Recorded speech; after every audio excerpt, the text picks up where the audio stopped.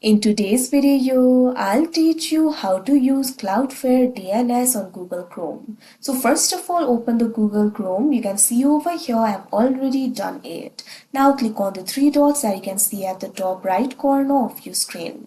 Now after you do that, what you have to do is scroll down and click on this option, settings. Now you can see over here, settings has been opened. At left, you'll be able to find various options over here.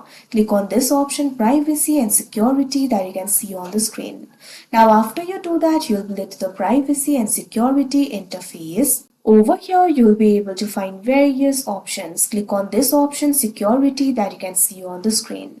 Now after you do that, you'll be led to the security interface. You can see various options over here. Simply scroll down.